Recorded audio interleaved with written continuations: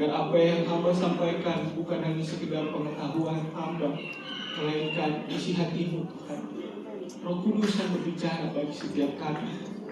Urapan yang sabar juga Tuhan, izinkan hamba-Mu mengurapi ketiga adik sekolah minggu yang akan menyampaikan kebenaran firman Tuhan bersama dengan hamba. Kuasa wibawa otoritas Allah juga ada pada mereka Tuhan, sehingga dalam usia muda mereka boleh menyampaikan isi hati Tuhan dan menjadi berkat bagi setiap kita yang pada pagi hari ini mendengarkannya Tuhan. Terpujilah nama-Mu kekal untuk selamanya. Di dalam nama Tuhan Yesus kami telah berdoa. Haleluya. Amin. Mereka bawa rempah-rempah untuk mengawetkan mayat, ya. Itu bentuk persembahan mereka kepada Tuhan Yesus yang sudah mati di atas kayu salib. Kita kan tidak harus datang bawa rempah-rempah kan? Nanti gereja ini jadi bau. Semua bawa rempah-rempah beda-beda, kan tidak. Kita datang bawa apa? Bawa uang persembahan? Tidak. Yang harus kita datang, kita bawa ke tempat ini adalah dengan ucapan syukur, lewat pujian. Makanya yang terpenting dalam ibadah, kemarin saya bilang, bukan ketika firman sedang disampaikan, bukan saat Bapak Ibu memberikan persembahan dengan nominal yang besar, bukan ketika kita terima doa berkat, Tuhan memberkati kita, bukan. Bagian terpenting dalam ibadah adalah tadi 30 menit pujian penyembahan, itu bagian terpenting. Itulah rempah-rempahnya Bapak Ibu kepada Tuhan. Jangan Bapak Ibu pikir kita datang, kita mau dengar firman. Saya sebagai pendeta, saya mau katakan, mimbar ini tidak jadi lebih hebat karena saya berdiri di atas mimbar ini. Ya. Apakah Tuhan rindu? Saya rindu Yeremia berkhotbah untuk saya. Tidak Bapak Ibu. Saya siapa? Saya cuma orang biasa, anak muda, masih sering buat salah. Yang Tuhan rindu itu pujian dan penyembahan Bapak Ibu. Tuhan merindukan pujian dan penyembahan Bapak Ibu. Makanya ketika nyanyi, berikan yang terbaik.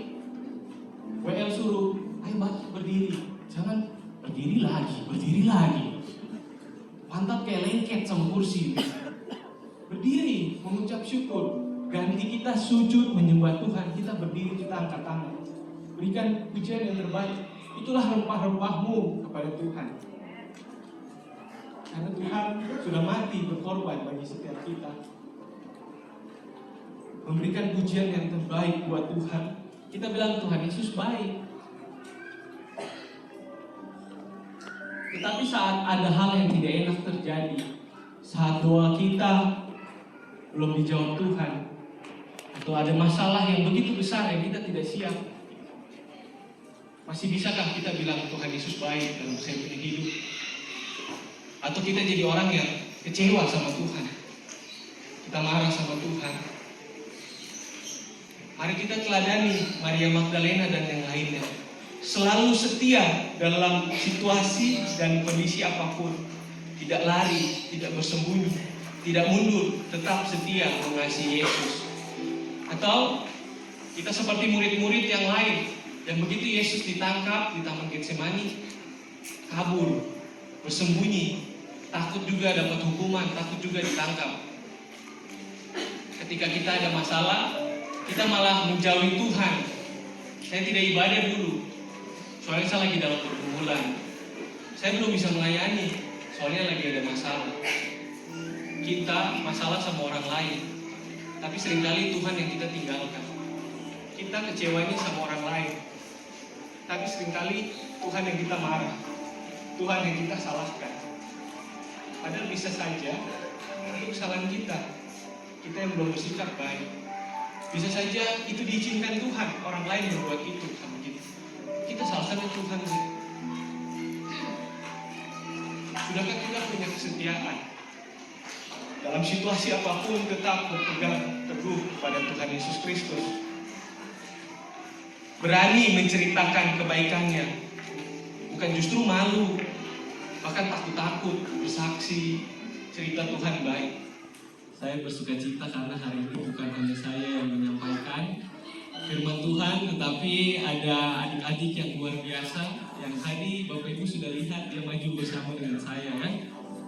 Mereka seperti yang kemarin membaca puisi dan juga yang mewarnai gambar, mereka adalah anak-anak di kelas besar yang sudah sepanjang 2 minggu ini mereka mempersiapkan khotbahnya. Mereka bersaing satu dengan yang lain secara sehat, secara sportif. Dikasih kesempatan coba lagi sepanjang 2 minggu, dan terpilihlah 3 terbaik di antara yang hebat-hebat semua, ya. Jadi jangan Bapak Ibu mikir yang 3 ini yang bagus, yang lain tidak bagus. Tidak, semuanya bagus. Satu anak bawa firman langsung dinilai, habis itu anak kedua dikasih nilai. Kenapa? Karena kalau tunggu 3-3-nya dulu, Bapak Ibu akan jadi membandingkan. Yang ini lebih bagus dari yang ini lebih bagus dari ini. Jangan. Bapak Ibu beri nilai sesuai dengan apa yang Bapak Ibu dengar. Khotbah itu tidak boleh dinilai, saya tahu. Yang Bapak Ibu nilai kepercayaan dirinya saat menyampaikan. Firman Tuhannya tidak dinilai. Firman Tuhan itu selalu benar, selalu baik.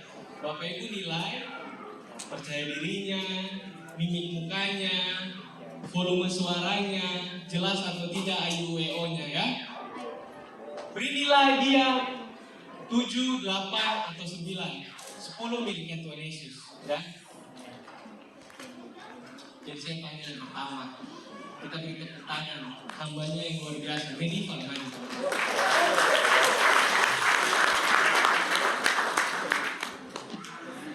Oh, mau pakai mimbar? Oke, siap. Shalom Bapak Ibu dan saudara-saudara semua. Shalom. Apa kabarnya hari ini? Dahsyat dan luar biasa. Puji Tuhan Bapak Ibu, kita hari ini bisa berkumpul dan merayakan Paskah di gereja. Dan hari ini saya lihat agak banyak yang menggunakan baju putih, terutama yang perempuan. Putih melambangkan karunia, kesucian, dan puncak kegembiraan akan kebangkitan Tuhan Yesus. Dalam Perjanjian Baru, Paskah berarti pembebasan umat manusia dari dosa. Kita manusia menjadi putih dari dosa. Sedangkan dalam Perjanjian Lama, Paskah itu berarti memperingati pembebasan bangsa Israel dari tanah Mesir. Paskah atau dalam bahasa Inggrisnya yaitu Passover, itu artinya kita berpindah dari kehidupan yang lama ke kehidupan yang baru. Kalau dalam Perjanjian Lama, dari penindasan di bawah bangsa Mesir, berpindah ke tanah Kanaan yang berlimpah susu madu dan juga tanah yang telah dijanjikan oleh Tuhan kepada bangsa Israel.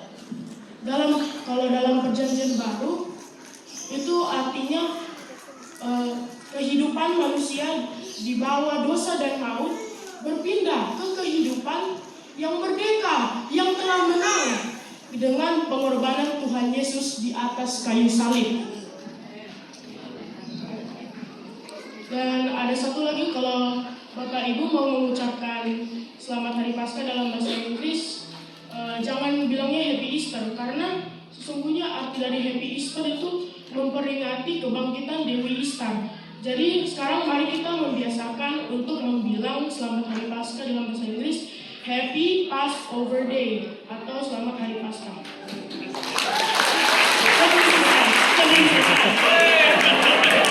Jadi hari ini tuh saya akan membahas saya lebih fokus pada ayatnya yang ke-10.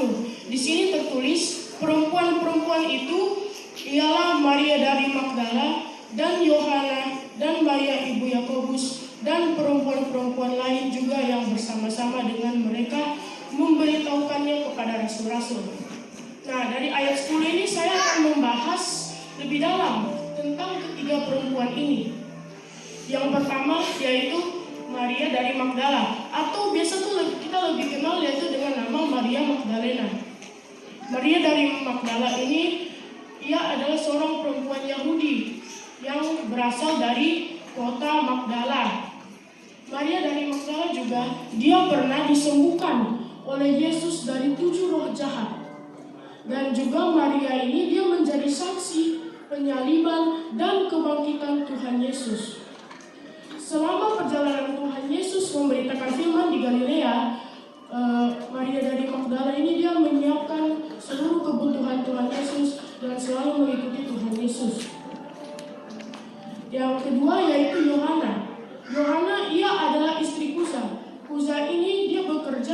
sebagai bendahara di Raja Herodes. Jadi Bapak Ibu, kan diceritanya ketiga perempuan ini, dia kan mereka membawa rempah-rempah dan minyak mur. Nah, jadi sangat memungkinkan bahwa si Yohana ini dia memiliki banyak uang untuk membeli minyak mur. Karena Bapak Ibu sekarang aja minyak mur itu 10 ml itu udah 375.000. Bapak Ibu bayangkan kalau dibelinya 1 gelas aqua itu mungkin bisa jutaan. Apalagi ini untuk meminyaki tubuh Yesus agar tetap awet, itu bisa jutaan-jutaan, harganya sangat mahal. Mereka rela, mereka mau mengorbankan uang mereka untuk meminyaki tubuh Tuhan Yesus. Sekarang saya tanya untuk ibu-ibu LBI ini,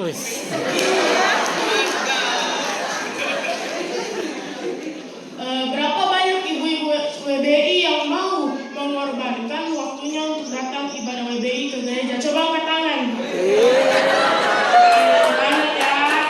Dan dari firman Tuhan saya hari ini ada 3 kesimpulan yang kita dapat.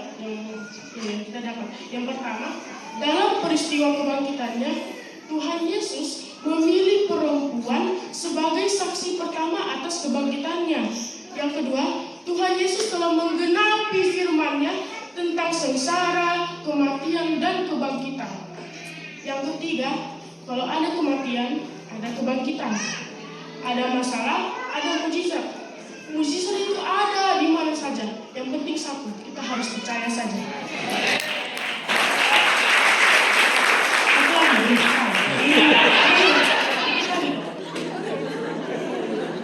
Dan Bapak Ibu, mari kita rayakan kebangkitannya.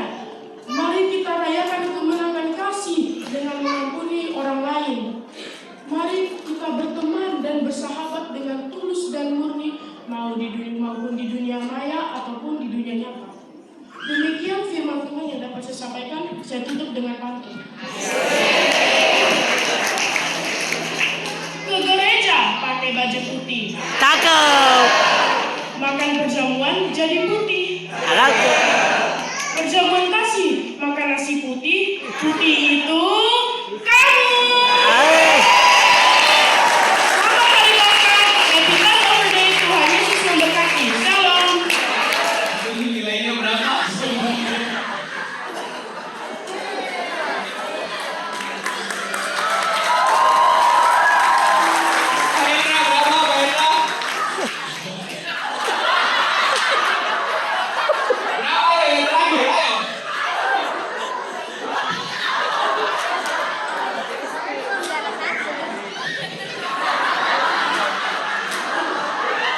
Oke, turunkan kembali.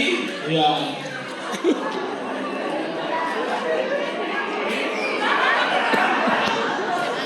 Oke, Bapak Ibu.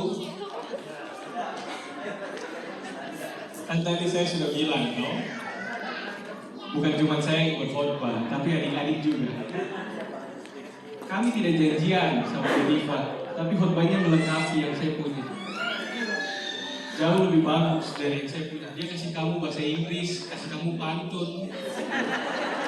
WBI dapat nasihat. Saya makan tadi 3 singgung itu semua. Diva jauh lebih bagus dari saya. Yang berikutnya ya, ya, kita panggil dengan tepuk tangan yang meriah, hambanya yang diurapi,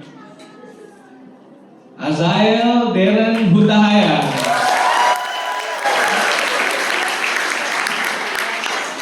Ini enggak, tidak usah.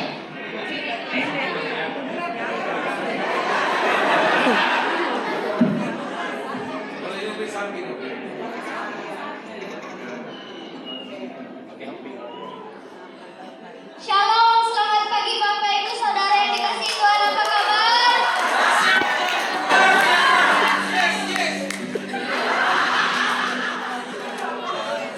Kita semua bisa berkumpul hari ini pasti karena anugerah Tuhan.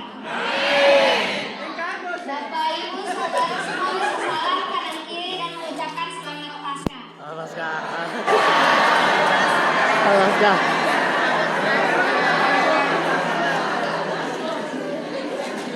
Apakah jemaat semua sudah siap untuk menerima kebenaran firman Tuhan? Jangan melihat pribadi saya kecil ini, tetapi firman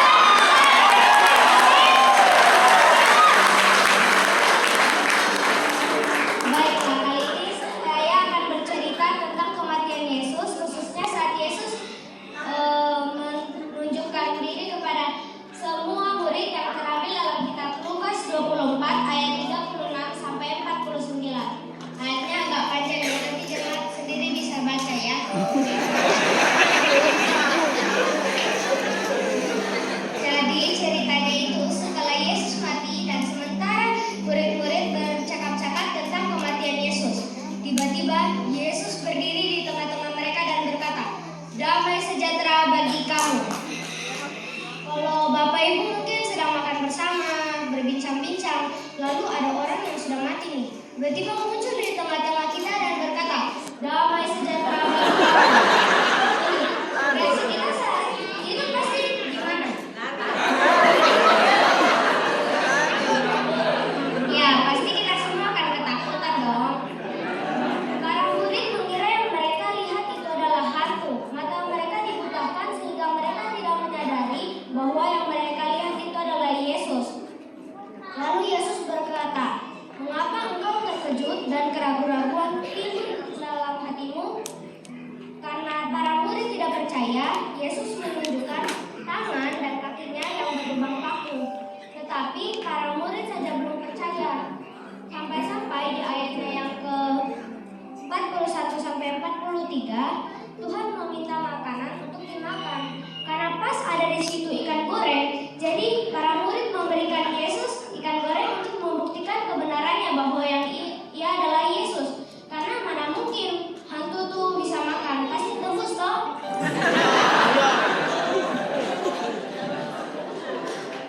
Apa yang kita dapat pelajari dari sikap murid-murid Yesus? Bukankah kita juga masih ragu, takut, percaya bahwa Yesus adalah Tuhan yang hidup? Padahal kita tahu bersama, para murid hampir setiap hari selalu mengikuti Yesus, dan pasti Yesus sudah bercerita kalau ia akan mati dan bangkit pada hari yang ketiga. Coba kita baca di ayat yang ke-44, Lukas 24 ayat ke-44. Sudah dapat? Nah, mari kita baca bersama-sama. Ia berkata kepada mereka, inilah perkataanku yang telah kukatakan kepadamu ketika aku masih bersama-sama dengan kamu, yakni bahwa harus digenapi semua yang ada tertulis tentang aku dalam kitab Musa dan kitab nabi-nabi dan kitab Rasul. Nah, di ayat tersebut sudah dikatakan bahwa Yesus sudah pernah berkata kepada murid-murid waktu Yesus masih bersama dengan murid-murid. Nah, murid-murid sebenarnya sudah sering dengar tentang kematian dan kebangkitan Yesus. Murid orang tidak dengar firman baik-baik kah? Gimana?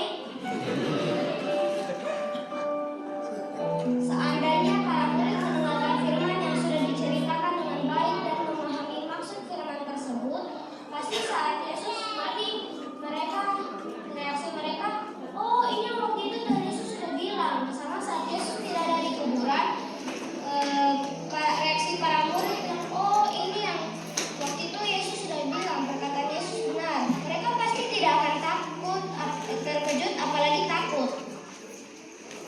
Sering kita tidak mendengarkan firman dengan seksama, bahkan tidak memahami maksud firman tersebut, serta tidak mempraktikkan firman tersebut. Itu yang salah. Akibatnya pemahaman kita semakin dangkal, iman kita tidak bertumbuh.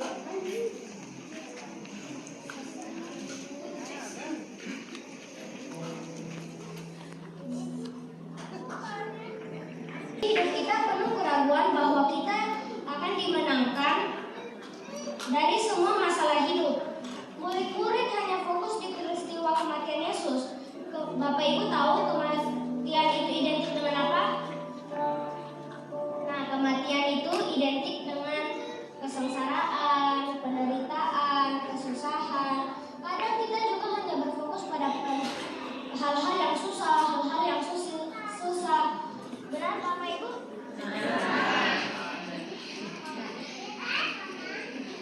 Kadang murid-murid lupa pada janjinya bahwa ia akan bangkit setelah kematian. Kuncinya adalah percaya janji Tuhan, yaitu janji kemenangan, kelepasan, kebebasan. Jadi ingat saja, kita hidup jangan fokus pada penderitaan yang susah-susah, tetapi kita harus ingat janji Tuhan bahwa Yesus akan memenangkan kita.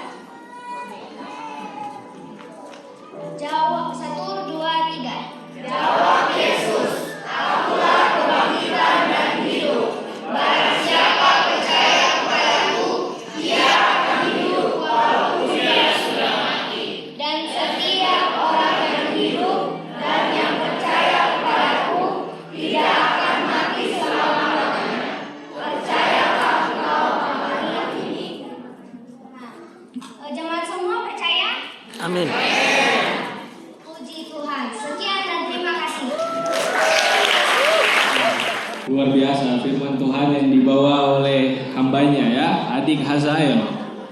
Jadi Bapak Ibu ingat, besok-besok kalau ketemu hantu, jangan lari, kasih dia ikan goreng. Kalau dia makan berarti bukan. Kalau dia makan tapi tembus, baru Bapak Ibu dalam nama Yesus ya. Kita kasih penilaian buat Hazael. Mari, boleh diangkat.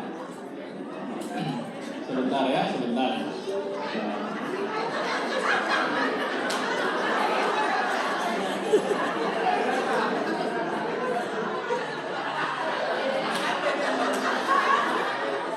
Saya mau kita semua memberi dia tepuk tangan. Kita panggil dengan tepuk tangan yang meriah, Gracia Abigail.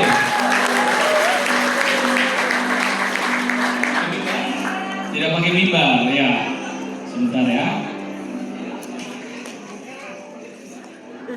Shalom Om Tante, kakak-kakak dan teman-teman semua. Shalom semua. Amin. Di sini Grace lihat nih muka-muka tante Om, kakak-kakak, teman-teman semua nih cantik-cantik, ganteng-ganteng. Tapi ada yang murung-murung nih. Coba senyum sedikit kan. Ya, dalam perayaan Paskah kali ini, Grace akan menceritakan cerita firman Tuhan tentang Thomas dan kebangkitan Tuhan Yesus. Om Tante tahu tidak murid Tuhan Yesus itu ada berapa? 12. Terus sekali ada 12. Ada Simon Petrus, ada Andreas, ada Yakobus, dan ada juga yang mengkhianati serta menjual Tuhan Yesus. Om Tante tahu tidak itu siapa? Yudas siapa? Betul sekali, Yudas Iskariot. Dan masih ada lagi murid-murid Tuhan Yesus. Tapi di cerita ini Grace akan menceritakan tentang Thomas. Bacaan ini Grace ambil dari kitab Yohanes pasal 20 ayat 24 sampai 29. Jadi pada waktu Tuhan Yesus disalibkan, semua murid Tuhan Yesus tercerai-berai. Mereka semua pergi untuk bersembunyi agar tidak ketahuan bahwa mereka adalah murid Tuhan Yesus. Murid-murid Tuhan Yesus sangat berdosa memang. Padahal kan Tuhan Yesus disalibkan kan untuk menebus dosa-dosanya mereka juga tuh. Nah, begitu juga dengan Thomas. Thomas dia juga kecewa dan sedih karena Tuhan Yesus ditangkap dan disalibkan. Makanya dia juga pergi jauh untuk bersembunyi. Thomas dan murid-murid Tuhan Yesus lupa bahwa pada waktu Tuhan Yesus masih hidup bersama dengan mereka, Tuhan Yesus pernah menceritakan Tuhan Yesus nanti akan ditangkap, disalibkan, mati dikuburkan, dan bangkit pada hari yang ketiga. Kadang-kadang kita semua seperti itu. Ketika kita dinasihati oleh orang tua maupun guru, kita tidak mendengarkan dengan baik. Jadi ketika terjadi sesuatu baru kita menyesal. Kenapa kita tidak dengar nasihat orang tua, nasihat guru? Padahal murid-murid Tuhan Yesus itu sudah bertemu secara langsung dengan Tuhan Yesus. Namun Thomas yang tidak percaya berkata kepada murid-murid yang lain, dia akan percaya kalau dia sudah bertemu secara langsung dengan Tuhan Yesus dan mencucukkan jari telunjuknya ke dalam lambung Tuhan Yesus. Akhirnya Tuhan Yesus pun menampakkan diri kepada Thomas dan berkata pada ayat yang ke-7, mungkin kita bisa baca bersama-sama 27. Mungkin kita bisa baca bersama-sama. 1, 2, 3. Kemudian ia berkata kepada Thomas, taruhlah jarimu di sini dan lihatlah tanganku.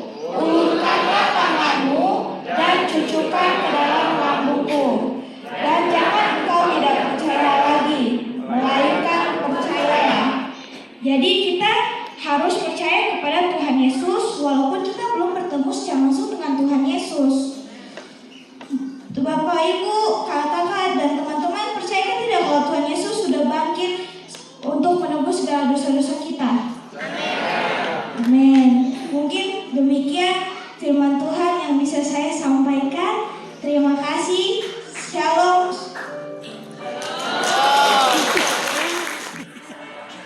Bapak Ibu percaya Tuhan Yesus sudah bangkit? Amin. Jangan seperti Thomas ya. Kita kasih nilai dulu berapa?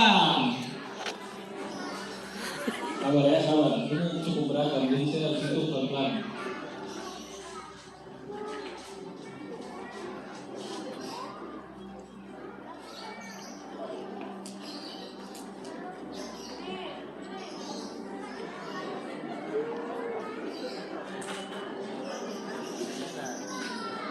Ibu, ketika saya dari kecil, ya,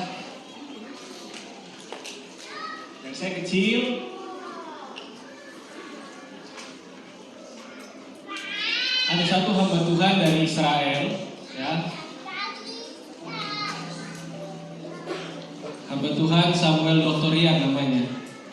Dia pas bikin KKR di Jayapura sana. Waktu itu almarhum Bapak Pendeta Adi Manhutu, orang tua rohani dari Ibu Gembala, datang juga mendampingi sebagai penerjemah dari Jakarta.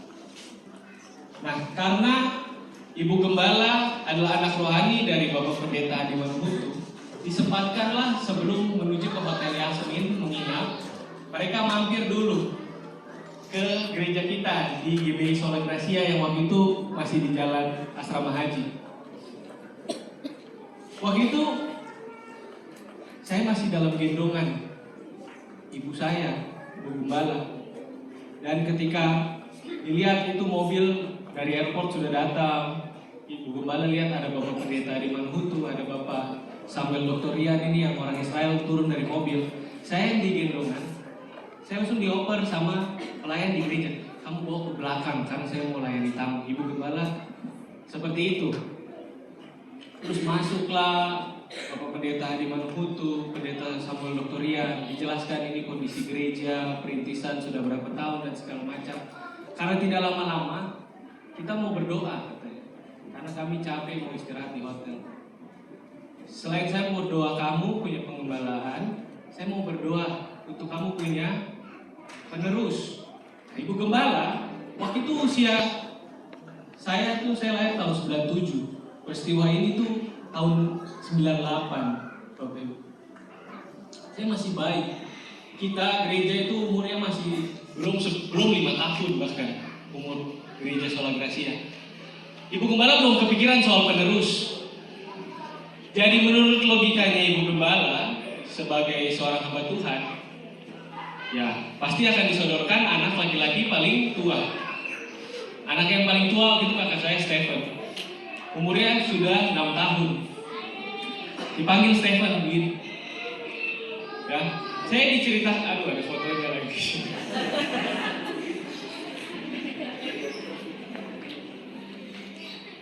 Kakak saya dipanggil sama mama saya.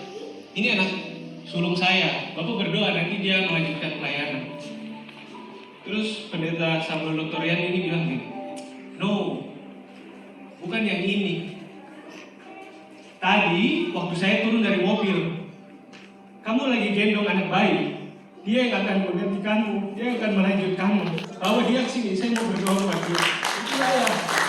Itu sering halus itu, baju merah itu. Dia bukan support PDI ya, dia cuma pakai baju merah kebetulan. Saya didoakan. Saya kan tidak mengerti dari hamba Tuhan. Habis itu kakak saya yang di situ bingung. Kakak saya juga didoakan. Kamu akan jadi pengusaha yang sukses. Kamu akan jadi pedagang, bisnismu berhasil. Sekarang kakak saya di Jakarta juga diberkati Tuhan luar biasa bisnisnya. Saya tunggu, ya, saya lihat kakak saya Stephen kuliah di Jakarta. Habis itu dapat istri, dapat jodoh, dia memutuskan untuk tidak pulang. Kakak saya Berta kuliah kembali, tapi tidak jadi hamba Tuhan, tidak mengembalakan, tidak jadi pendeta. Saya tunggu dari kecil, Bapak Ibu jemaat yang orang lama, setiap ketemu saya dari saya usia sekolah minggu dipanggil Bapak Gembala, pendeta masa depan. Itu buat saya tidak enak, karena saya tidak pernah minta mau jadi pendeta. Saya dulu ingin jadi pemain bola, saya tidak mau jadi pendeta. Pendeta itu hidupnya gak enak, karena saya lihat orang tua saya perintisan setengah mati. Kalau tidak ada yang manis-manisnya jadi pendeta. Kita mau apa? Kamu berdoa dulu. Anak orang lain, kamu mau apa? Belum diminta, sudah diberikan orang tuanya. Saya anak pendeta, kamu apa? Berdoa dulu. jadi anak hamba Tuhan. Jadi saya tumbuh semisal tidak ingin jadi anak hamba Tuhan. Dari kecil, Bapak Ibu panggil saya kepala masa depan, kepala masa depan. Ya. Saya sampai pernah marah sama mama saya waktu saya SMA. Tidak boleh, karena saya punya cita-cita. Ini perdebatan sekolah Alkitab atau kuliah yang lain. Saya juga punya mimpi-mimpi saya sendiri, mah. Terlepas dari orang membuat saya jadi apa, kasih kesempatan saya jalani saya punya hidup yang saya mau. Terus saya kuliah sastra Inggris, saya cari sendiri, tidak ada mama saya bantu, orang tua bantu. Saya cari sendiri beasiswa, saya cuma sodorkan ke mama. Ini saya dapat di Bandung. Kalau mama setuju, saya tidak cari lagi. Saya kuliah di sini, tolong antar saya. Kalau tidak, ya sudah, nanti saya cari yang lain. Saya kuliah di Bandung. Senang Bapak Ibu, tidak ada orang yang panggil Bapak Gembala. Dari jemaat biasa, duduk, ibadah, ikut ibadah lain seperti anak-anak muda lainnya.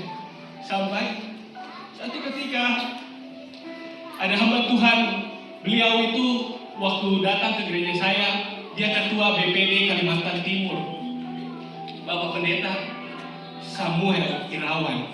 Namanya Samuel lagi. Dia buta, saya pernah kesaksian sih kan, dia buta. Dia nggak bisa lihat, dia bilang kabur-kabur saja lihat orang dari atas ini. Naik ke mimbar saja harus ditolong.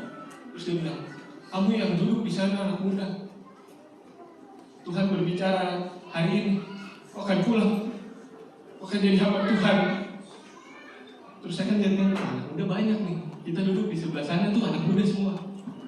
Kau duduk ini, kamu yang dari Indonesia Timur, kamu akan pulang kembali ke daerahmu, kau akan melayani Tuhan di sana dengan luar biasa. Terus saya lihat, ini dari Medan, ini orang Jakarta, ini dari Sumba. Nah, ini yang timur sekali cuma saya, ini saya sudah Tuhan. Istri nangis. 2 kali dalam satu hidup, Tuhan pakai orang yang namanya Samuel untuk mendekatkan saya. Pulang dari ibadah itu, ya, saya telepon mama saya. Mama jangan khawatir, mulai hari ini saya akan melayani Tuhan. Di Sola Gracia ataupun ada keadaan yang sangat parah yang sampai tidak bisa melayani di Sola Gracia, saya akan tetap melayani Tuhan jadi hamba Tuhan. Itu komitmen saya, bukan sama mama, sama Tuhan. Saya pulang Bapak Ibu pas COVID, ikut segala macam prosedur untuk jadi hamba Tuhan di Gereja Bethel Indonesia.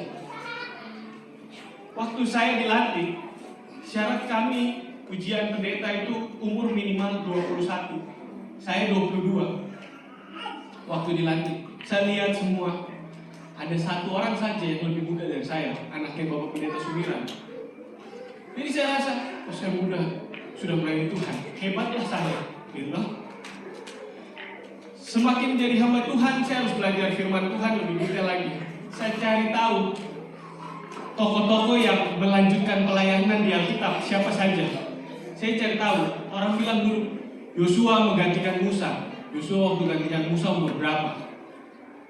70 tahun, Bapak Ibu. Sudah tua ini, baru gantikan Musa. Regenerasi, regenerasi, tapi 70 tahun, gak spesial-spesial amat. Saya lebih hebat, saya 22 tahun. Itu sombongnya saya. Saya cari lagi, Salomo, seorang raja menggantikan ayahnya Daud. Tidak dijelaskan Salomo umur berapa, tapi saya pelajari perlahan-lahan. Daud ketika Salomo lahir umurnya 50. Ketika Daud mati umurnya 70. Berarti waktu dia lahir, Salomo lahir, Daud umur 50-an. Begitu Daud mati umur 70-an. Berarti kurang lebih Salomo jadi raja itu ketika umurnya 20-an, gitu kan? Oh, mirip-mirip saya nih. Berarti saya sepantaran Salomo lah. Saya sombong begitu. Saya sepantaran Salomo. Nah, saya pelajari lagi siapa yang lebih muda lagi. Sampai saya ketemu begini. Ada satu ayat. Jangan seorang pun menganggap kamu rendah karena kamu muda. Itu Rasul Paulus berkata ke Timotius. Timotius, dia mengembalakan di Efesus. Saya cari tahu Tidak dijelaskan juga di Alkitab, tapi ada buku-buku sejarahnya kan. Itu kan salah satu jemaat di Wahyu. Timotius sudah melayani Tuhan dari umur 15 tahun. Dari umur 15 tahun. Makanya ayatnya itu bilang begini. Coba kita buka itu ayatnya. 1 Timotius 4 ayat 12. 1 Timotius 4 ayat 12. Janganlah seorang pun menganggap engkau rendah karena engkau muda. Jadilah teladan bagi orang-orang percaya dalam perkataanmu, dalam tingkah lakumu, dalam kasihmu, dalam kesetiaanmu, dalam kesucianmu. Ini yang bikin saya mau cari tahu nih. Mudanya memang umur berapa? Karena kita biasa bilang muda, tapi sudah 30, 40, gitu kan. Dia mulai melayani umur 15. Saya nggak ada apa-apanya itu kan. Timotius jauh lebih hebat. Ayat ke-13, orang jangan singgung. Tapi ayat 13 lebih penting. Sementara itu, sampai aku datang. Aku ini Rasul Paulus kan, karena Rasul Paulus merintis gereja-gereja, tapi Rasul Paulus tidak menetap. Dia cari gembala-gembala untuk pelayan harian di situ. Rasul Paulus bilang ke Timotius, sementara itu sampai aku datang, bertekunlah dalam membaca kitab-kitab suci, dalam membangun dan dalam mengajar. Berarti umur 15 tahun dia sudah bawa firman. Saya makin gak ada apa-apanya Tuhan. Tidak ada kesempatan saya boleh sombong karena Timotius jauh lebih muda. Tapi saya mau kasih tahu Bapak Ibu. Tadi saya duduk di sana. Saya lihat 3 anak muda yang lebih luar biasa lagi dari Timotius. Kita punya anak seorang ibu yang sekali di sana. Lebih kecil-kecil lagi. Ya, saya percaya kalau mereka yang ada di Firdaus bisa lihat kita. Timotius pasti bangga sama Azael, sama Grace, sama Nediva. Karena mereka lebih kecil. Azael umur berapa? Umur 10 tahun sudah bisa khotbah. Bapak Ibu, kamu bertiga lebih hebat dari saya. Saya tidak ada apa-apanya dibandingkan kamu. Tuhan akan pakai kamu terus. 3 anak yang luar biasa. Dan anak-anak sekolah minggu yang lainnya. Ya, jadi motivasi buat kalian. Talenta-talenta Tuhan sudah kasih. Tuhan percayakan, kamu harus terus kembangkan. Lengkapi diri. Orang tua, tolong dampingi anakmu. Ya, tolong dampingi anakmu. Supaya di masa yang akan datang, gereja Tuhan, gereja kita diisi oleh orang-orang yang jauh lebih berkualitas dari angkatan kita, yaitu angkatan anak-anak kita. Ya, beri kemuliaan untuk Tuhan yang luar biasa. Dengan apa kan ku balas segala kebaikanmu, segenap hatiku menyembahmu Yesus, ku bersyukur padamu selamanya. Amin Tuhan.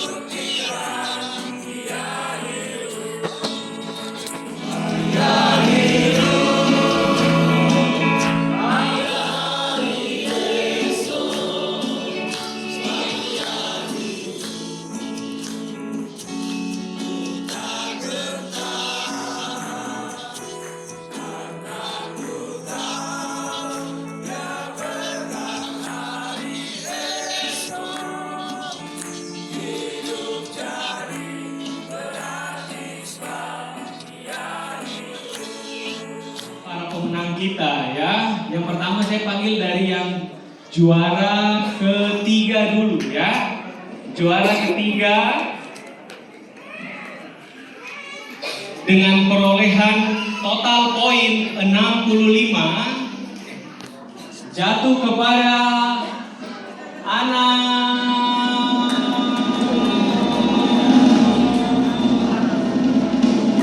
Azael Deren Hutahaya.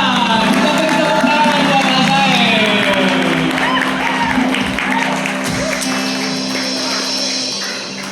Azael juara yang ketiga. Usiamu paling kecil loh di antara yang lain. Itu hebat sekali. Kau lebih hebat dari saya.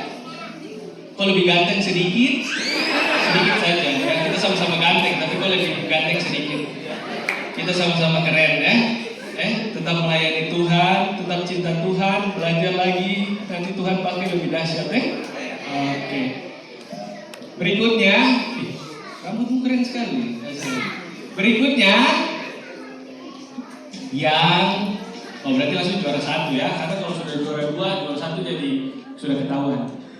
Juara pertama dengan total perolehan poin 71 jatuh kepada anak